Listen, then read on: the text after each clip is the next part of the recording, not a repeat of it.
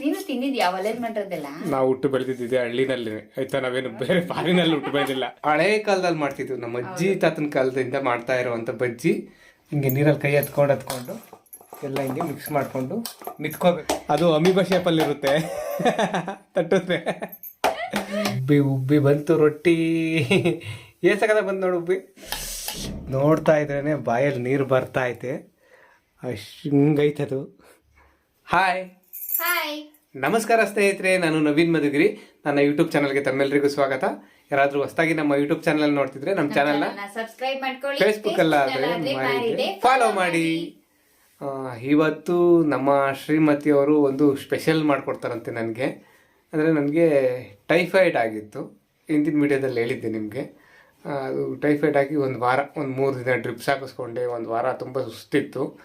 ಈಗ ಸುಧಾರಿಸ್ಕೊಂಡಿದ್ದೀನಿ. ಮತ್ತು ಜ್ವರ ಬಂದಾಗ ಸ್ವಲ್ಪ ಬಾಯೆಲ್ಲ ಕೆಟ್ಟಂಗಾಗಿರುತ್ತಲ್ಲ, ಹಾಗೆ ರುಚಿ ಸಿಗೋದಿಲ್ಲ ಒಂಥರ. ಅದಕ್ಕೆ ನನಗೆ ಬೇರೆ ಏನಾದರೂ ಮಾಡಿಕೊಡು, ಮಾಮೂಲಿ ತಿಂಡಿ ಅನ್ನ ಸಾರು ಈ ಥರದ್ದು ಬಿಟ್ಟು ಬೇರೆ ಏನಾದರೂ ಮಾಡು ರುಚಿಯಾಗಿ ಖಾರವಾಗಿ ಅಂತ ಹೇಳಿದೆ. ಅದಕ್ಕೆ ಸರಿ ಒಂದು ಸ್ಪೆಷಲ್ ಮಾಡಿಕೊಡ್ತೀನಿ ಅಂತ ಹೇಳೋರೆ. ಅದೇನು ಸ್ಪೆಷಲ್ ಅಂತ ನೋಡೋಣ. ಈಗ ನಮ್ಮ ಶ್ರೀಮತಿಯವರು ಸ್ಪೆಷಲ್ ಮಾಡೋದಕ್ಕೆ ಏನೇನು ತರಕಾರಿ ತಗೊಂಡಿದ್ದಾರೆ ಅಂತ ನೋಡೋಣ. ಬದನೆಕಾಯಿ, ಟೊಮೊಟೊ, ಹಸಿಮೆಣಸಿನ್ಕಾಯಿ, ಸ್ವಲ್ಪ ಕೊತ್ತಂಬರಿ ಸೊಪ್ಪು, 1 ಈರುಳ್ಳಿ, ಸ್ವಲ್ಪ ಬೆಳ್ಳುಳ್ಳಿ, ಹಾಗೆ ರುಚಿಗೆ ತಕ್ಕಷ್ಟು ಉಪ್ಪನ್ನ ತಗೊಂಡಿದ್ದೀನಿ. ಈಗ ನಾನು ಇದನ್ನೆಲ್ಲ ಉಪಯೋಗಿಸ್ಕೊಂಡು ಬದನೆಕಾಯಿ ಬಜ್ಜಿ ಮಾಡ್ತಾ ಇದ್ದೀನಿ. ಟೊಮೊಟೊ ಹಣ್ಣನ್ನು ನೀರಲ್ಲಿ ಹಾಕಿ ತೊಳ್ಕೊಬೇಕಾ? ಬದನೆಕಾಯಿನ ಹಚ್ಬಿಟ್ಟು ಅದರಲ್ಲಿ ಉಳುಕು ಏನಾದರೂ ಇದ್ರೆ ನೋಡ್ಬಿಟ್ಟು ಆಮೇಲೆ ತೊಳೆದ್ಬಿಟ್ಟು ಹಾಕ್ಬೇಕು. ಮೆಣಸಿನ್ಕಾಯಿನೂ ತೊಳ್ಕೊತಾ ಇದ್ದೀನಿ. ಹಸಿಮೆಣಸಿನ್ಕಾಯಿ ನಾನು ಜಾಸ್ತಿ ತಗೊಂಡಿದ್ದೀನಿ. ನಮ್ಗೆ ಖಾರಕ್ಕೆ ಎಷ್ಟು ಬೇಕೋ ಅಷ್ಟು ನೋಡ್ಕೊಂಡು ಹಾಕೋಬಹುದು. ಬೇಸ್ಕಂಡಿ ಕಡೆ ನಮ್ಗೆ ಖಾರ ಜಾಸ್ತಿ ಬೇಕಾದ್ರೆ ಖಾರ ಹಾಕೋಬಹುದು. ಏನಾದ್ರೂ ಜಾಸ್ತಿ ಬೇಕು ಅಂದ್ರೆ ಇನ್ನೊಂದು ಮೆಣಸಿನ್ಕಾಯಿನ ಕಿವುಚ್ಕೋಬಹುದು. ಅದಕ್ಕೆ ನಾನು ಹಸಿಮೆಣಸಿನ್ಕಾಯಿ ಜಾಸ್ತಿ ಬೇಯೋದಕ್ಕೆ ಹಾಕ್ತಾ ಇದ್ದೀನಿ. ಮತ್ತೆ ನಮ್ಗೆ ಖಾರವಾಗಿರ್ಬೇಕು ಅಂತ ನನಗೆ ಹೇಳಿದ್ದೀನಲ್ಲ, ಅದಕ್ಕೆ. ಈಗ ಬದನೆಕಾಯಲ್ಲಿ ಉಳುಕಿದ್ಯಾ ನೋಡೋಣ. ಈ ಥರ 4 ಭಾಗ ಮಾಡಬೇಕು. ಯಾವ ಥರ? ಈ ಥರ 4 ಭಾಗ ಮಾಡಬೇಕು. ಅದೇನು ಇಲ್ಲ. ಮತ್ತೆ ಎಳೆ ಬದನೆಕಾಯಿ, ಬೀಜ ಸಹ ಇಲ್ಲ. ಅಂದ್ರೆ ಬೀಜ ಇರೋ ಬದನೆಕಾಯಿ ತಗೊಂಡ್ರೆ ಸ್ವಲ್ಪ ಬಲ್ತಿರೋದು, ಬೀಜ ಇರೋದು ಬಾಯಿ ಸಿಗ್ತಾ ಇರುತ್ತೆ, ತಿನ್ಬೇಕಾದ್ರೆ ಚೆನ್ನಾಗಿರಲ್ಲ. ಎಳೆ ಬದನೆಕಾಯಿ ತಗೊಂಡ್ರೆ ಚೆನ್ನಾಗಿರುತ್ತೆ. ನೋಡ್ರಿ ಉಳುಕಿದೆ ಇದ್ರಲ್ಲಿ. ಎಲ್ಲಿ? ಓ, ಪೂರ್ತಿ ಓಪನ್ ಮಾಡು. ಉಳ್ಕ ಐತೆ ಬದನೆಕಾಯಿ. ಅದಕ್ಕೋಸ್ಕರ ಬದನೆಕಾಯಿನ ಹಚ್ಚಿ ನೋಡಿ ಹಾಕೋದು. ಬದನೆಕಾಯಿ ಚೆನ್ನಾಗಿರುತ್ತೆ ಮೇಲೆ, ಆದರೆ ಒಳಗಡೆ ಉಳ್ಕ ಇರುತ್ತೆ. ಹಚ್ಚಿ ತೊಳ್ಕೊಂಡು ಆಮೇಲೆ ಬದನೆಕಾಯಿನ ಕುಕ್ಕರ್ಗೆ ಹಾಕೋತಾ ಇದ್ದೀನಿ. ಬದನೆಕಾಯಿ, ಟೊಮೊಟೊ, ಹಸಿಮೆಣಸಿನ್ಕಾಯಿ. ಈಗ ಬದನೆಕಾಯಿ ಟೊಮೊಟೊ ಎಲ್ಲ ಬೇಯೋದಕ್ಕೆ ಎಷ್ಟು ಬೇಕೋ ಅಷ್ಟು ನೀರು ಸೇರಿಸ್ಕೊಂಡ್ರೆ ಸಾಕಾಗುತ್ತೆ. ಇದಕ್ಕೇನು ಉಪ್ಪು ಏನು ಬೇಡ, ರುಚಿಗೆ ತಕ್ಕಷ್ಟು ಉಪ್ಪು ಎಲ್ಲ ಬೇಡ. ನಾವು ಆಮೇಲೆ ಹಾಕೋಣ. ಈಗ ಬೇಯಿಸ್ಕೊಂಡು ನೀರು ಚೆಲ್ಲಬೇಕು, ಅದಕ್ಕೋಸ್ಕರ ಉಪ್ಪು ಹಾಕ್ತಾ ಇಲ್ಲ. ಅದು ನೀರು ಹೆಂಗು ವೇಸ್ಟು, ಅದಕ್ಕೇನು ಉಪ್ಪು ಹಿಡಿಯೋದು ಏನು ಬೇಡ. ಅದಕ್ಕೆ ಇದು ಒಂದು 3 ವಿಸಲ್ ಆಗ್ಬೇಕು. 3 ವಿಸಲ್ ಹೋಗ್ಬೇಕಾ? ಬದನೆಕಾಯಿ ಟೊಮೊಟೊ ಎಲ್ಲ ಚೆನ್ನಾಗಿ ಬೇಯಬೇಕಲ್ವಾ, ಅದಕ್ಕೋಸ್ಕರ. ಕುಕ್ಕರು 3 ವಿಸಲ್ ಹೊಡೆದಾಯ್ತು. ಆ ಕುಕ್ಕರು ಏರೋಗ್ಬೇಕಲ್ಲ, ಏರೋಗಿ ಸ್ವಲ್ಪ ತಣ್ಣಗಾಗಬೇಕು. ಆ ಕುಕ್ಕರು ವಿಸಲ್ ಹೊಡೆಯೋಕ್ಕಿಟ್ಟಾಗ ಅಷ್ಟರಲ್ಲಿ ನಮ್ಮ ಶ್ರೀಮತಿ ಅವರು ನೋಡ್ರಿ ಈರುಳ್ಳಿ ಸಣ್ಣದಾಗಿ ಹಚ್ಚಿಟ್ಕೊಂಡವ್ರೆ, ಮತ್ತು ಸ್ವಲ್ಪ ಕೊತ್ತಂಬರಿ ಸೊಪ್ಪು ಸಣ್ಣದಾಗಿ ಹಚ್ಚಿಟ್ಕೊಂಡವ್ರೆ. ಆಮೇಲೆ ಬೆಳ್ಳುಳ್ಳಿನ ಸಿಪ್ಪೆ ತೆಗೆದಿಟ್ಕೊಂಡಿದ್ದೀನಿ. 1 8 ಎಸ್ಲು ಬೆಳ್ಳುಳ್ಳಿ ಸಿಪ್ಪೆ ತೆಗೆದು ಇಟ್ಕೊಂಡವ್ರೆ. ಈಗ ಹೆಂಗೆ ಬೆಂದೈತೆ ಅಂತ ನೋಡೋಣ. ಚೆನ್ನಾಗಿ ಬೆಂದೈತಲ್ಲ. ಹಸಿಮೆಣಸಿನ್ಕಾಯಿ, ಟೊಮೊಟೊ, ಬದನೆಕಾಯಿ ಎಲ್ಲ ಬೆಂದೈತೆ. ಇದು ನೀರು ಬಸ್ತಿಟ್ಕೋಬೇಕು. ನೀರೇನು ಬೇಡ, ಬರೀ ತರಕಾರಿ ತೆಗೆದಿಟ್ಕೊಂಡ್ರೆ ಸಾಕು. ಹಂಗೆ ತೆಗೆದಿಟ್ಕೊತೀಯಾ? ಬಸಿ ಅಲ್ವಾ? ಬಸಿ ಅಲ್ಲ. ಎಲ್ಲ ಬೆಂದಿರೋಂಥ ತರಕಾರಿನ ಎಲ್ಲ ಒಂದು ಬೇರೆ ತಪ್ಪಲೆಗೆ, ಪಾತ್ರೆಗೆ ಅಥವಾ ಒಂದು ತಟ್ಟೆಗೂ ತೆಗೆದಿಟ್ಕೋಬಹುದು. ತೆಗೆದಿಟ್ಕೊಂಡು ಈ ತರಕಾರಿ ಎಲ್ಲ ಸ್ವಲ್ಪ ತಣ್ಣಗಾಗೋವರೆಗೂ ಹಂಗೆ ಬಿಡಬೇಕು. ಹೌದಾ? ಇದೇನು ಪಾಠ ಓದ್ತಿದ್ಯಾ? ಬೇಕು, ಸಾಕು, ಹಾಕು. ಮೆಣಸಿನ್ಕಾಯಿನ ಪ್ಲೇಟಲ್ಲಿ ತೆಗೆದಿಟ್ಕೋತೀನಿ. ಆಮೇಲೆ ನಮ್ಗೆ ಎಷ್ಟು ಬೇಕೋ ಅಷ್ಟು ಹಾಕೊಂಡು ಮ್ಯಾಶ್ ಮಾಡ್ಕೋಬಹುದು. ನೋಡ್ರಿ, ಬದನೆಕಾಯಿ ಟೊಮೊಟೊ ಮಾತ್ರ ಬೇರೆ ತೆಗೆದಿಟ್ಕೋಬೇಕು ಒಂದು ಬಟ್ಲಲ್ಲಿ. ಹಸಿಮೆಣಸಿನ್ಕಾಯಿ ಮಾತ್ರ ಇವರು ಬೇರೆ ಒಂದು ಸಪ್ರೇಟ್ ಒಂದು ತಟ್ಟೆಗೆ ತೆಗೆದಿಟ್ಕೊತಾವ್ರೆ. ಯಾಕೆ ಮೇಡಮ್ ಹಂಗೆ ತೆಗೆದಿಟ್ಕೊಳ್ಳೋದು ಹೇಳಿ ಸಪ್ರೇಟ್ ಹಸಿಮೆಣ್ಸಿಕಾಯಿನ? ಆಮೇಲೆ ಇದೆಲ್ಲ ಮ್ಯಾಶ್ ಮಾಡ್ತೀವಲ್ಲ ಅವಾಗ ನಮ್ಗೆ ಖಾರ ಎಷ್ಟು ಬೇಕೋ ಅಷ್ಟು ನೋಡ್ಕೊಂಡು ಹಾಕೋಬಹುದು ಅದಕ್ಕೆ. ಖಾರ ತಿಂದೇ ಇರೋರು ಮನೇಲಿದ್ರೆ, ಇವಾಗ ನಮ್ಮ ಜಾಣೆ ಮಗಳು ಖಾರ ತಿನ್ನಲ್ಲ, ಅವಳಿಗೆ ಸ್ವಲ್ಪ ಕಡಿಮೆ ಹಾಕಿ ಕಲಿಸ್ಬಿಟ್ಟು ಹಾಕ್ಬೇಕು. ಆಮೇಲೆ ಅವಳಿಗೆ ತೆಗೆದಿಟ್ಟು ಬೇರೆ, ಆಮೇಲೆ ನಾವು ಇನ್ನೂ ಜಾಸ್ತಿ ಮೆಣಸಿಕಾಯಿ ಸೇರಿಸ್ಕೊಂಡು. ನೀರೇನು ತಗೊಂಡಿಲ್ಲ ನಾನು, ಇದೆಲ್ಲ ವೇಸ್ಟ್. ಇದು ಸುಮ್ಮನೆ ಚೆಲ್ಲೋದು ಅಷ್ಟೇ, ಅದಕ್ಕೆ ಇದಕ್ಕೆ ಉಪ್ಪು ಹಾಕಲ್ಲ ಬೇಯಿಸ್ಬೇಕಾದ್ರೆ. ಈಗ ಟೊಮೊಟೊ ಬದನೆಕಾಯಿ ತಣ್ಣಗಾಗೈತೆ, ಅದನ್ನ ತೀರಾ ತಣ್ಣಗಾಗ್ಬೇಕು ಅಂತೇನಿಲ್ಲ, ಸ್ವಲ್ಪ ಬಿಸಿ ಇದ್ರೂ ತೊಂದ್ರೆ ಇಲ್ಲ. ಬದನೆಕಾಯಿ ಸಿಪ್ಪೆಲ್ಲ ಬದನೆಕಾಯಿ ತೊಟ್ನ ಹಾಕ್ಬೇಕು. ಸಿಪ್ಪೆ ಅಲ್ಲ, ಅದು ತೊಟ್ಟು ಇರುತ್ತಲ್ಲ ಅವಾಗ್ಲೇ ನನ್ಗೂ ಗೊತ್ತು, ಮಿಸ್ ಮಾಡ್ಕೊಂಡಿದ್ದೆ ಅಷ್ಟೇ. ಆಮೇಲೆ ಇದು ಕೆಲವರು ಟೊಮೊಟೊ ಸಿಪ್ಪೆನ ಬಿಡ್ಸಾಕ್ತಾರಲ್ಲ, ನಾವೇನ್ ಬಿಡ್ ತೆಗ್ದಾಕಲ್ಲ ಟೊಮೊಟೊ ಸಿಪ್ಪೆ ಎಲ್ಲ. ತೆಗ್ದಾಕ್ಬೋದು, ಸ್ವಲ್ಪ ಬೇಕು ಅಂದ್ರೆ ತೆಗ್ದಾಕ್ಬೋದು. ತೆಗಿ ನೋಡೋಣ ಹೆಂಗ್ ಬರುತ್ತೆ ತೆಗ್ದಾಕಿದ್ರೆ ಒಂಚೂರು. ಇದು ಬರುತ್ತೆ, ಈಗ ಈ ತರ ಬರುತ್ತೆ ಅಷ್ಟೇ. ತೆಗ್ದಾಕಷ್ಟೇ. ಆ ಥರ ಟೊಮೊಟೊ ಮೇಲೆ ಸಿಪ್ಪೆನು ತೆಗ್ದಾಕ್ಬೋದು, ತೆಗ್ದಾಕೋರು ಬೇಕು ಅಂದ್ರೆ ತೆಗ್ದಾಕ್ಬೋದು. ಟೊಮೊಟೊ ಬದನೆಕಾಯಿ ಎರಡೂ ಈಗ ಚೆನ್ನಾಗಿ ಮ್ಯಾಶ್ ಮಾಡ್ಕೋಬೇಕು.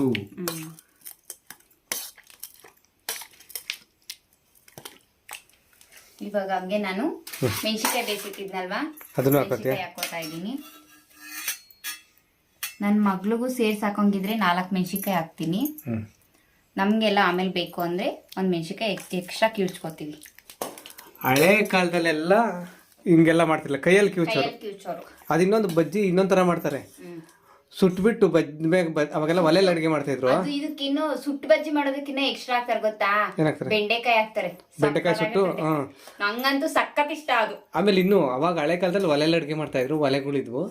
ಒಲೆ ಕೆಂಡದಲ್ಲಿ ಅಡಿಗೆ ಆದ್ಮೇಲೆ ಕೆಂಡದಲ್ಲಿ ಬದನೆಕಾಯಿ, ಟೊಮೊಟೊ, ಮೆಣಸಿನಕಾಯಿ, ಬೆಂಡೆಕಾಯಿ ಎಲ್ಲ ಇಟ್ಬಿಟ್ಟು ಸುಟ್ಬಿಟ್ಟು ಅದು ಕೈಯಲ್ಲಿ ಕಿವುಚೋರು. ಆ ರುಚಿನೇ ರುಚಿ, ಆ ರುಚಿ ಇವಾಗ ಬರಲ್ಲ ಬಿಡು. ನಾವ್ ಹಿಂಗ್ ಬೇಸಿ ಮಾಡೋಣ ಆತರ. ಒಲೆ ಬೇಕಲ್ಲ, ಮಾಡಕ್ಕಾಗಲ್ಲ, ಗ್ಯಾಸಲ್ಲೇ ಸುಟ್ಬಿಟ್ಟು ಮಾಡೋಣ. ಗ್ಯಾಸಲ್ಲಿ ಸುಟ್ರೆ ಚೆನ್ನಾಗಿರುತ್ತೆ, ಹಂಗ ಗೊತ್ತಿಲ್ಲ, ಚೆನ್ನಾಗಿರುತ್ತೆ ಅದು ಸುಟ್ಟು ಬಜ್ಜಿ. ಅದು ಕೈಯಲ್ಲಿ ಕಿವುಚೋರು, ಅದ್ರ ರುಚಿನೇ ಬೇರೆ. ಈಗೆಲ್ಲ ನಾವು ಗ್ಯಾಸ್ ಅಲ್ಲಿ ಕುಕ್ಕರಲ್ಲಿ ಕೂಗ್ಸಿ ಬೇಯಿಸಿ ಅಷ್ಟು ರುಚಿ ಬರಲ್ಲ, ಆ ರುಚಿನೇ ಬೇರೆ, ಅದ್ ರುಚಿನೇ ರುಚಿ ಅಲ್ವಾ? ನೀನು ತಿಂದಿದ್ಯಾ ಒಲೆಯಲ್ಲಿ ಮಾಡಿರೋದೆಲ್ಲ? ನಾವು ಹುಟ್ಟು ಬೆಳೆದಿದ್ದೆ ಹಳ್ಳಿನಲ್ಲಿ ಆಯ್ತಾ, ನಾವೇನು ಬೇರೆ ಫಾರಿನಲ್ಲಿ ಹುಟ್ಟು ಬೆಳೆದಿಲ್ಲ, ಹಳ್ಳಿ ಅವ್ರೆ ನಾವು. ನೋಡ್ರಿ ಇದೆಲ್ಲ ಸ್ಮ್ಯಾಶ್ ಮಾಡಾಯ್ತು. ಈಗ ಇದು ಬೆಳ್ಳುಳ್ಳಿನ ಜಜ್ಕೋಬೇಕು. ಗುಂಡ್ಕಲ್ ತಗೊಂಡವ್ರು ಜಜ್ಬೋದು, ತಟ್ಟೆನಲ್ಲೇನೆ ಹೆಂಗೆ ಅಂದ್ರೆ ಸ್ಪೂನಲ್ಲಿ ಇಟ್ಬಿಟ್ಟು ಹಿಂಗೆ ಜಜ್ಬೋದು. ಹಿಂಗೆ ಪ್ರೆಸ್ ಮಾಡೋದು ಸಾಕು, ಅದು ನೀಟಾಗಿ ಜಜ್ದಂಗೆ ಆಗುತ್ತೆ.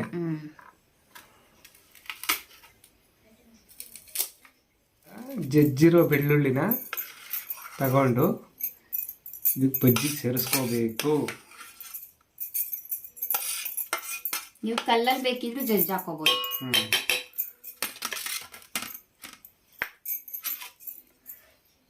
ಹಂಗೆ ಸಣ್ಣ ಕಟ್ ಮಾಡಿರುವಂತ ಈರುಳ್ಳಿನ ಸೇರಿಸ್ಕೋಬೇಕು. ಆಮೇಲೆ ಕೊತ್ತಂಬರಿ ಸೊಪ್ಪು ಇಷ್ಟು ಸೇರಿಸ್ಕೊಂಡ್ರೆ ಬಜ್ಜಿ ರೆಡಿನಾ? ಮೇನ್ ಒಂದು ಹಾಕ್ಬೇಕು, ಗೊತ್ತು, ಏನು ರುಚಿಗೆ ತಕ್ಕಷ್ಟು ಉಪ್ಪು. ಈಗ ಲಾಸ್ಟಲ್ಲಿ ಕೊನೆಯಲ್ಲಿ ಈಗ ಸೇರಿಸೋದು ರುಚಿಗೆ ತಕ್ಕಷ್ಟು ಉಪ್ಪನ್ನ. ಸಾಕಾತ ಉಪ್ಪಷ್ಟು? ಸಾಕು. ಮತ್ತೆ ಬಜ್ಜಿ ಮಾಡ್ಬೇಕಾದ್ರೆ ಅದ್ರಲ್ಲಿರೋ ನೀರು ಎಲ್ಲ ತಗೋಬಾರ್ದು.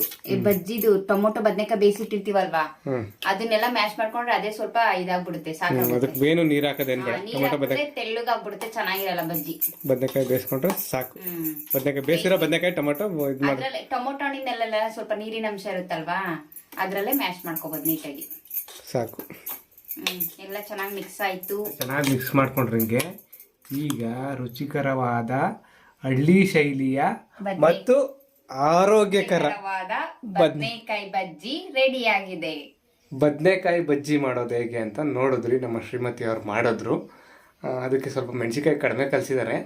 ನನಗೆ ಖಾರ ಹೋಗ್ಬೇಕು, ಇನ್ನೊಂದು ಸ್ವಲ್ಪ ಮೆಣಸಿಕಾಯಿ ಕಲಿಸ್ಕೊತೀನಿ ನಾನು ತಿನ್ಬೇಕಾದ್ರೆ. ಬೇಸಿಕ್ ಅವರೆಲ್ಲ ಸಪ್ರೇಟ್ ತೆಗೆದಿಟ್ಟವ್ರು, ಅದನ್ನು ಕಲಿಸ್ಕೊಂಡು ತಿನ್ಬೋದು ಖಾರ ಬೇಕು ಅನ್ನೋರು. ಇದು ಹಳೆ ಕಾಲದಲ್ಲಿ ಮಾಡ್ತಿದ್ವಿ, ನಮ್ಮ ಅಜ್ಜಿ ತಾತನ ಕಾಲದಿಂದ ಮಾಡ್ತಾ ಇರೋವಂಥ ಬಜ್ಜಿ. ಒಂದು ತೊಟ್ಟು ಎಣ್ಣೆ ಬಳಸ್ತೆ, ಆರೋಗ್ಯವಾಗಿ ಅವ್ರು ಬದುಕಿದ್ರಲ್ಲ ಆ ಥರ ಬಜ್ಜಿ. ಆರೋಗ್ಯವಾಗಿ ಒಂದು ತೊಟ್ಟು ಎಣ್ಣೆ ಬಳಸ್ತೆ ಆರೋಗ್ಯವಾಗಿ ಮಾಡ್ತಿದ್ದಂಥ ಬಜ್ಜಿ. ಇದಕ್ಕೆ ಈಗ ಕೆಲವರು ಒಗ್ಗರಣೆ ಎಲ್ಲ ಹಾಕ್ತಾರೆ, ಬೇಕಾದ್ರೆ ಒಗ್ಗರಣೆ ಹಾಕತಾರೆ ಕೆಲವರು.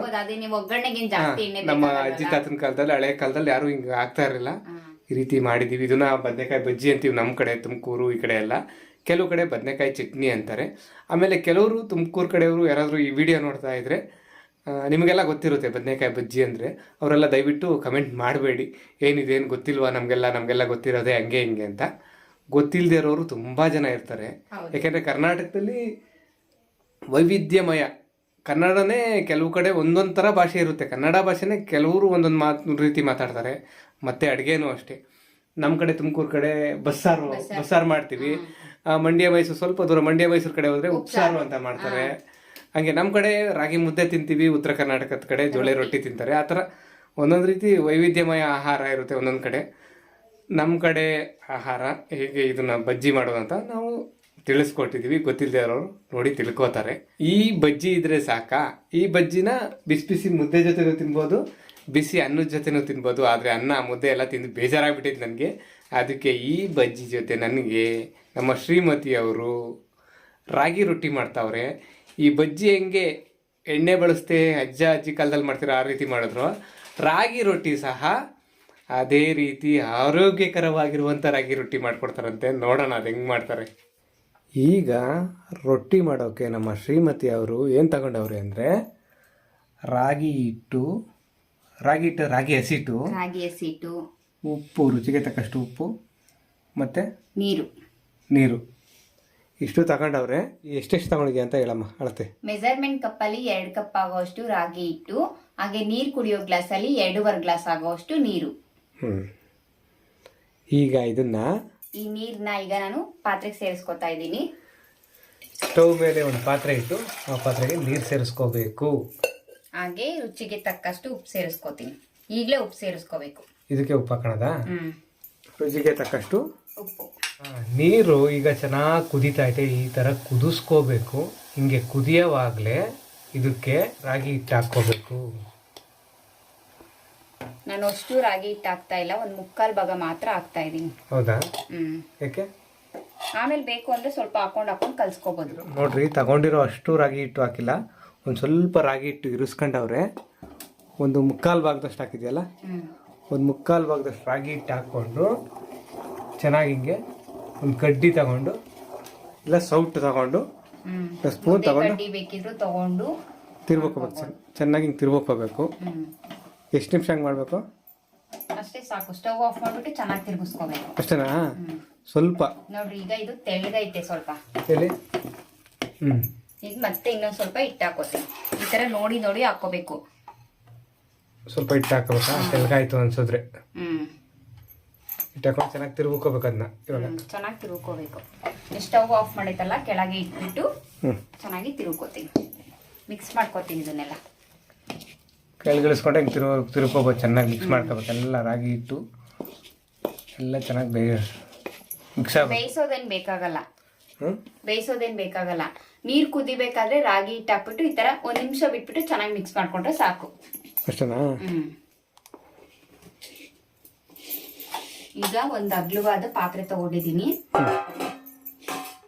ಅದಕ್ಕೆ ಇದನ್ನೆಲ್ಲ ಸೇರಿಸ್ಕೋತೀನಿ.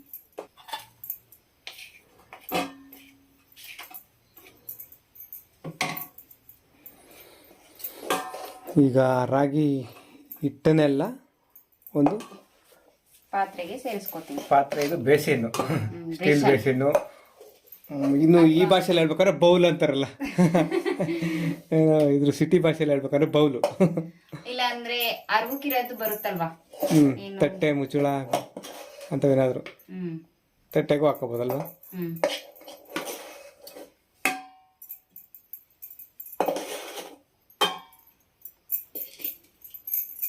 ಪಕ್ಕದಲ್ಲಿ ನೀರು ಇಟ್ಕೊಂಡಿದ್ದೀನಿ ಕೈ ತೇವ ಮಾಡ್ಕೊಳ್ಳೋದಕ್ಕೆ ಅಂತ. ಪಕ್ಕದಲ್ಲಿ ಒಂದು ಬೌಲಲ್ಲಿ ನೀರು ಇಟ್ಕೊಂಡಿರ್ಬೇಕು. ಯಾಕೆಂದ್ರೆ ಕೈ ಸುಡ್ತಾ ಇರುತ್ತಲ್ವಾ, ಅದಕ್ಕೆ. ಅಂದ್ರೆ ಪೂರ್ತಿ ತಣ್ಣಗಾಗಬಾರ್ದು, ಸ್ವಲ್ಪ ಬಿಸಿ ಇದ್ದಂಗೆ ನಾದ್ಕೋಬೇಕು. ಅದನ್ನ ಜಾಸ್ತಿ ಬಿಸಿ ಇದ್ದಾಗಲೂ ಮುಟ್ಬಾರ್ದು. ಹಿಂಗೆ ನೀರಲ್ಲಿ ಕೈ ಹತ್ಕೊಂಡು ಎಲ್ಲ ಹಿಂಗೆ ಮಿಕ್ಸ್ ಮಾಡಿಕೊಂಡು ಮಿತ್ಕೋಬೇಕು ಚೆನ್ನಾಗೆಲ್ಲ. ಇದು ಏನೋ ಚಪಾತಿ ಹಿಟ್ಟು ಕಲಿಸ್ದಂಗೆ ಒಂಥರ ನಾದ್ಕೊಂಡಂಗೆ ಇದು ನಾದ್ಕೋಬೇಕಲ್ಲ. ಸ್ವಲ್ಪ ತ್ಯಾವ ಮಾಡ್ಕೊಂಡು ಕೈಯಾಗ ತ್ಯಾವ ಮಾಡ್ಕೊಂಡು ಈ ಥರ ನಾದ್ಕೋಬೇಕು ಚೆನ್ನಾಗಿ. ಒಂದು ಸ್ವಲ್ಪ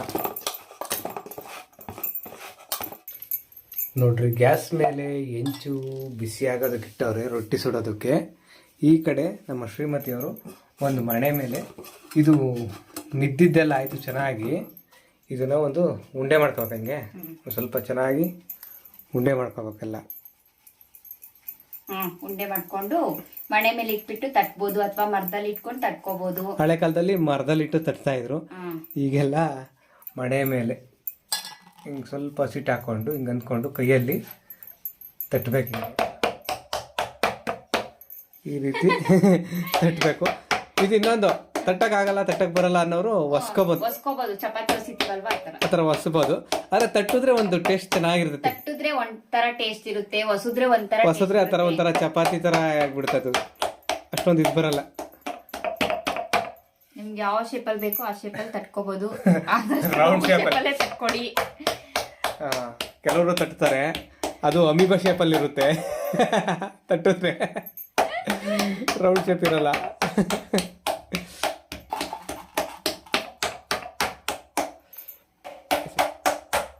ಆಮೇಲೆ ಹಿಂಗೆ ತಿರುಗಿಸ್ಕೊಂಡು ಸುತ್ತ ಒಂದು ಎಲ್ಲಿ ದಪ್ಪ ಇರುತ್ತೋ ಅಲ್ಲೇ ನೀಟಾಗಿ ತಟ್ಟಿ ತೆಳು ಮಾಡ್ಕೋಬೇಕು. ಎಷ್ಟು ತೆಳ್ಳು ಬಂತು. ಎಷ್ಟು ದಪ್ಪ ಆಯ್ತು ನೋಡಿ ಮುಂಚೆ ಅಲ್ವಾ. ನೋಡ್ರಿ, ಕೈಯಲ್ಲಿ ತಟ್ಟಿದ ರಾಗಿ ರೊಟ್ಟಿ ರೆಡಿ ಆಗಿಲ್ಲ, ಇನ್ನ ರೊಟ್ಟಿ ಮಾಡೋದಕ್ಕೆ ರೆಡಿ ಆಗಿದೆ. ಅದೊಂದು ಪ್ಲೇಟ್ಗೆ ಹಾಕಬೇಕಾ? ಈಗ ಇನ್ನೊಂದು ತಟ್ತೀಯಾ? ಅದು ಸೇಮ್ ಅದೇ ಥರನೇ ಎಲ್ಲಾನು ಇದೇ ಥರ ತಟ್ಕೋಬೇಕು. ಹಿಂಗೆ ಉಂಡೆ ಮಾಡಿ ಹಸಿಟ್ಟು ಹಾಕೊಂಡ್ರೆ ಕೈಗೆ ಕಚ್ಕೊಳೋದಿಲ್ಲ, ಅದಕ್ಕೆ ಮನೆಗೂ ಕಚ್ಕೊಳ್ಳೋದಿಲ್ಲ. ಅದಕ್ಕೆ ಹಸಿಟ್ಟು ಹಾಕೊಂಡು ತಟ್ಟಬೇಕು. ಹೆಂಚು ಕಾದೈತೆ ನಮ್ಮ ಹಾಕ್ಬೇಕಿತ್ತು ರೊಟ್ಟಿನ. ಕಾಯ್ಲಿನ ಚೆನ್ನಾಗಿ ಕಾದ್ಮೇಲೆ ಹಾಕ್ಬೇಕು. ಹೌದಾ? ಇನ್ನು ಕಾಯ್ಬೇಕಾ? ಸುಡ್ತಾಯ್ತು. ಹೆಂಚು ಕಾದೈತಾ? ಈಗ ರೊಟ್ಟಿ ತಟ್ಟಿದ್ದಾಗೈತೆ. ಈಗ ರೊಟ್ಟಿನ ಹಿಂಗೆ ತಗೊಂಡು ಅದು ಹಸಿಟ್ಟೆಲ್ಲ ಉದುರಿಸ್ಕೋಬೇಕು. ಕೊಡ್ಕೋಬೇಕು ಸ್ವಲ್ಪ ಕೈಯಲ್ಲಿ. ಹಸಿ ಜಾಸ್ತಿ ಬೆಳ್ಳಗಿರುತ್ತಲ್ವಾ, ಅದನ್ನ ಮೇಲೆ ಮಾಡಿ ಹಾಕ್ಬೇಕು. ಈ ಥರ ಒಂದು ಬಟ್ಲಲ್ಲಿ ನೀರಿಟ್ಕೊಂಡು ಒಂದೇ ಬಟ್ಟೆ ಮಾಡಿಕೊಂಡು ಹಿಂಗೆ ತ್ಯಾವ ಮಾಡಿ ಬಟ್ಟೆನಲ್ಲಿ ಹಿಂಗೆ ಅನ್ಬೇಕಲ್ಲ. ಈಗ ರೊಟ್ಟಿ ಒಂದು ಕಡೆ ಬಂದೈತೆ, ಅದಕ್ಕೆ ತಿರ್ವಾಕೋಬೇಕು. ಎರಡು ಕಡೆನೂ ಸುಡ್ಬೇಕು. ಹಿಂಗೆ ಉಬ್ತಾಯ್ತಲ್ಲ ನೋಡಿ, ಹೆಂಗೆ ಉಬ್ಬತ್ತಾಯ್ತು ರೊಟ್ಟಿ. ಉಬ್ಬಿ ಬಂತು ರೊಟ್ಟಿ. ಏಸಕದ ಬಂತು ನೋಡಿ ಉಬ್ಬಿ ಅಲ್ವಾ. ರೊಟ್ಟಿ ರೆಡಿ ಆಯಿತು. ಎರಡು ಕಡೆನೂ ಬೇಯಿಸ್ಕೊಂಡಾದ್ಮೇಲೆ ಆರೋಗ್ಯಕರ ರಾಗಿ ರೊಟ್ಟಿ ರೆಡಿಯಾಗಿದೆ. ಖಾರವಾಗಿ ರುಚಿಯಾಗಿರುವ ಬಜ್ಜಿ ಮತ್ತು ಆರೋಗ್ಯಕರ ರಾಗಿ ರೊಟ್ಟಿ ಎರಡು ರೆಡಿ ಆಗಿದೆ. ಇನ್ನೊಂದು ಚೂರು ಹಾಕು ಬಜ್ಜಿ. ಸಾಕಲ್ವನಪ್ಪ? ಇನ್ನೊಂದು ಚೂರು ಹಾಕು, ಸಾಕಲ್ಲ ಎರಡು ರೊಟ್ಟಿಗೆ. ನೋಡ್ತಾ ಇದ್ರೇ ಬಾಯಲ್ಲಿ ನೀರು ಬರ್ತಾ ಐತೆ, ಹಿಂಗೈತದು. ವಿಡಿಯೋ ನೋಡೋರ್ಗು ಹಂಗೆ ಅನ್ಸುತ್ತೆ. ಹೌದಾ? ನಮ್ಮ ಅಜ್ಜಿ ತಾತನ ಕಾಲದಲ್ಲಿ ಮಾಡ್ತಿದ್ದಂಥ ಅಡುಗೆ ಇದು. ಬದನೆಕಾಯಿ ಬಜ್ಜಿ ಮತ್ತು ರಾಗಿ ರೊಟ್ಟಿ, ತಟ್ಟಿ ಮಾಡುವಂಥ ರಾಗಿ ರೊಟ್ಟಿ. ಒಂಚೂರು ಎಣ್ಣೆ ಬಳಸ್ತೆ, ಒಂದು ತೊಟ್ಟು ಎಣ್ಣೆ ಬಳಸ್ತೆ ಮಾಡುವಂಥ ಆರೋಗ್ಯಕರ ಅಡುಗೆ ಇದು. ನೋಡಿದ್ರೆ ಬಾಯಲ್ಲಿ ನೀರು ಬರ್ತಾ ಐತೆ, ಹಂಗಿತ್ತು. ಖಾರವಾಗಿ ಚೆನ್ನಾಗಿರುತ್ತೆ. ನೀವು ನಿಮ್ಮ ಮನೇಲಿ ಮಾಡ್ಕೊಂಡು ತಿನ್ನಿ. ಟೇಸ್ಟ್ ಹೆಂಗಿತ್ತು ಅಂತ ಕಮೆಂಟ್ ಮಾಡಿ ತಿಳಿಸಿ. ಈ ಬ್ಲಾಗ್ನ ಇಲ್ಲಿಗೆ ಮುಗಿಸ್ತಾ ಇದ್ದೀವಿ. ಮತ್ತೊಂದು ಬ್ಲಾಗಲ್ಲಿ ಮತ್ತೆ ಸಿಗ್ತೀವಿ. ಯಾರಾದ್ರೂ ನಮ್ಮ ಯೂಟ್ಯೂಬ್ ಚಾನಲ್ನ ಹೊಸದಾಗಿ ನೋಡ್ತಾ ಇದ್ರೆ ಸಬ್ಸ್ಕ್ರೈಬ್ ಮಾಡ್ಕೊಳ್ಳಿ. ಫೇಸ್ಬುಕ್ ನಲ್ಲಾದ್ರೆ ಮರೀದೆ ಫಾಲೋ ಮಾಡಿ. ಬಾಯ್. ಎಲ್ರಿಗೂ ಒಳ್ಳೇದಾಗಲಿ. ಧನ್ಯವಾದ.